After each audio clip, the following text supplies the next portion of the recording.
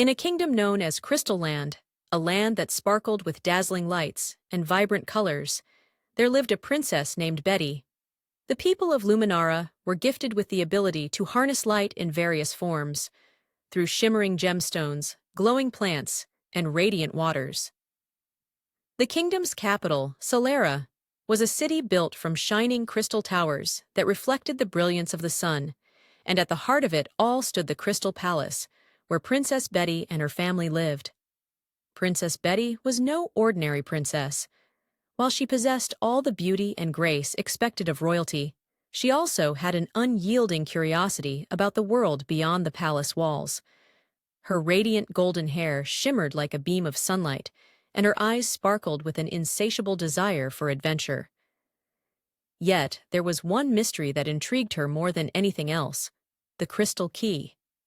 The Crystal Key was an ancient artifact said to hold the power to unlock the most hidden secrets of Luminara. It was rumored to have been created centuries ago by the kingdom's founders, imbued with magic that could open any door, reveal any truth, and grant unimaginable power.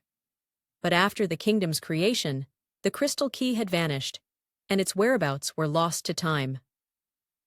One fateful evening, as Princess Betty explored the royal library, she stumbled upon an old, dusty tome that spoke of the legend of the Crystal Key.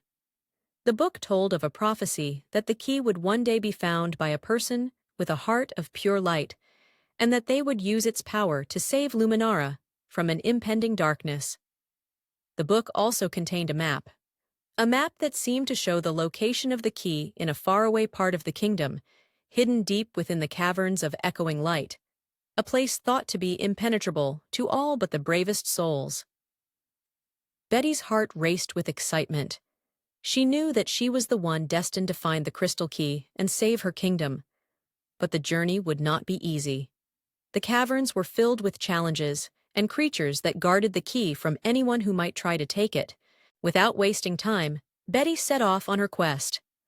Alongside her was her loyal companion, Zumis, a small but fiercely brave light sprite who could create glowing orbs to light their path.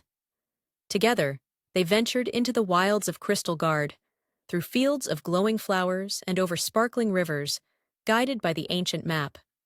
Their first challenge came when they reached the Forest of Eternal Dusk, a dark and enchanted forest where the trees twisted into strange shapes and the light from the sun never seemed to reach the ground. Strange creatures, like shadowy wolves and glowing eyes, watched from the shadows, but Betty and Lumos pressed on. Using her ability to summon beams of light, Betty illuminated the forest, making her way through the twisting maze of trees. They found a hidden path leading to the entrance of the Caverns of Echoing Light. The caverns were exactly as the legend described, an immense underground realm filled with tunnels of sparkling crystals and glowing walls that shimmered with reflections of light. The deeper they traveled, the darker it became, and soon Betty and Lumos found themselves standing before the Gate of Shadows, a massive stone door covered in intricate carvings. To open it, they needed to answer a riddle spoken by the ancient stone guardian who stood watch. "Only the pure of heart can pass through," the stone guardian said. "Answer this riddle, and the gate shall open. Fail, and you will remain in the shadows forever." The riddle was as follows: "I am seen but cannot be touched. I am silent but can speak to the heart. I can lead you but never walk. What am I?" Betty thought deeply. She knew the answer had to be something related to light, the very essence of her kingdom. With a confident smile, she replied, "Hope." The stone guardian's eyes glowed brightly, and the massive gate slowly creaked open, revealing the inner chambers of the caverns. Inside, they were greeted by a maze of glowing crystal formations that reflected and refracted the light, creating dazzling illusions. The path ahead was unclear, but Betty used her keen sense of direction, guided by the magic of the Crystal Key she hoped to find. However, the further they ventured, the more the caverns seemed to play tricks on their eyes. The light was distorted, and the air grew cold. In the distance, Betty could hear the faint sound of a melody, soft, haunting, and beautiful. It was the sound of the Song of Light, an ancient tune that only the crystal key could reveal. Betty and Lumos followed the sound through the twisting tunnels, eventually reaching a grand chamber with a single pedestal at its center. On the pedestal lay the crystal key, glowing with a radiant light that filled the entire chamber.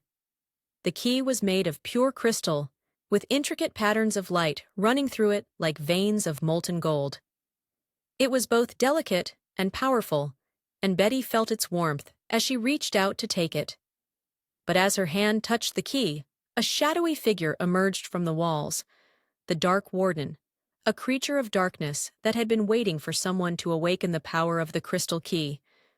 With eyes like burning embers, the warden hissed, "The crystal key is mine! You cannot stop the darkness that has been waiting for centuries." Betty stood firm, clutching the crystal key in her hand. She knew that this was the moment that would determine the fate of Crystal Land. The key's light began to shine brighter, casting away the shadows, and Betty felt the power of hope and courage surge within her. With a cry, she raised the crystal key above her head. Its light grew so powerful that it bathed the entire cavern in its glow. The Dark Warden tried to attack, but the light of the key pushed it back, weakening the creature. The warden screamed as it was consumed by the light, its shadowy form disintegrating into nothingness. The power of the crystal key had restored balance to the kingdom. Betty held the key high, feeling its magic flow through her, knowing that Luminara was safe. The darkness that had threatened to overtake the kingdom was gone, and the people of Zumas would forever be protected by the light of the crystal key. Betty and Zumo returned to the castle, where they were celebrated as heroes. The crystal key was placed in the heart of the Crystal Palace, where it continued to shine brightly, a symbol of the kingdom's strength and the bravery of its princess. And so, Princess Betty ruled over Crystal Land with wisdom and kindness, always guided by the power of light and the knowledge that courage and hope could overcome even the greatest of darkness.